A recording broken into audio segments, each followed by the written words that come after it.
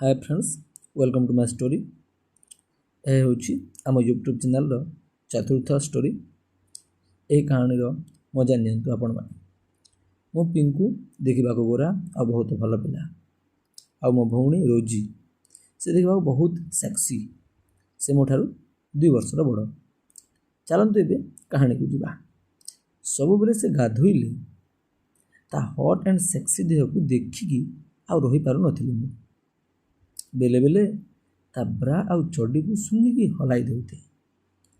हेले केते दिन एमिति करिबी, केमिति ताकू पिलिबी से कथा भाबे।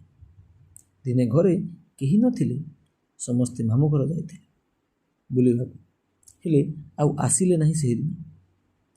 मु आ मो बड़ भौणी घरे एका आउ केही न थांती। ताकू डर लागले बोली से ता रूम को मते डाकिला शोइबा। मने मने भाविली आज जेमिति हेले ता बिया चाटिबी।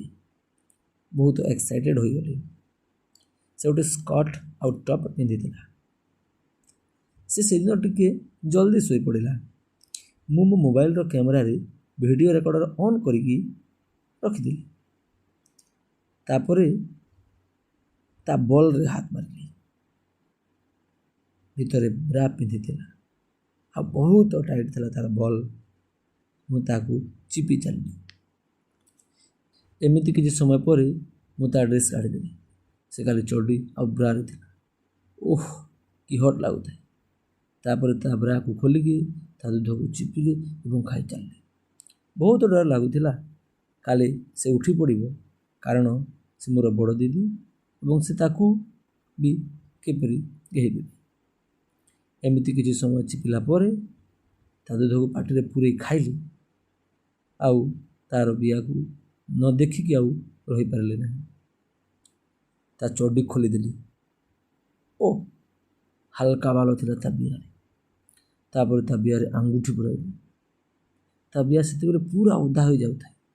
ओह माय गॉड कि तार बिया। ता बिया को चाटिबा को मन होला आउ रही पारलेनी। बहुत चाटिले, बहुत चाट। एतिकी बेले मो दंड आउ रही पारुनी। ताकू पेलिबाकू इच्छा कला। मु आउ डेरी न करी मो दंड बाहर गली। आउ ता से दुई करे दंड को घसिली। ओह ता उठ किस कली। एमिति 10 मिनिट चलला। तापर ता पाखे सोई गली। आउ ता दूध को चिपिली आउ ता बियारे हाथ मारली। बहुत मजा लागुଥାଏ। एमिति सुख केबे मिलिनी मते। तापरे ता गोड़ को टिके मिली देली। ता बियारे मो दंड को घसिली। टिके जोर धक्का मारली। मोर दंड हल्का भीतर को गला आउ गला नहीं। तापरे पाखरे थिबा नडिया तेल टिके आनिकी ता बियरे देली एवं ताकू पेली चलली। तापरे दंडरे बियारे घसिली आ पुरे देली। ओह कि शांति। जीवन रे प्रथम थर करी पेलु था। सेटा पुणी मोर दीदी को एमिति गेही चलली। आउ मोर बाहरिबा टाइम हो गला। ता पाटी रे मांड को पूरे छाड़ी देली। आउ तापरे ताकू ता चड्डी ब्रा ड्रेस सब पिंधे देली। आउ कैमरा रिकॉर्ड ऑफ करिकी वीडियो सेव कर। तापर ता हाथ नहीं मो दंड को पेंट रु बाहर करिकी धरई देली। ताकू मो छाती ऊपर शुआई देली। ता बियारे मो हाथ पूरे ताकू सल सल। तथापि एते हेला पर्यंत से निदर उठी नहीं।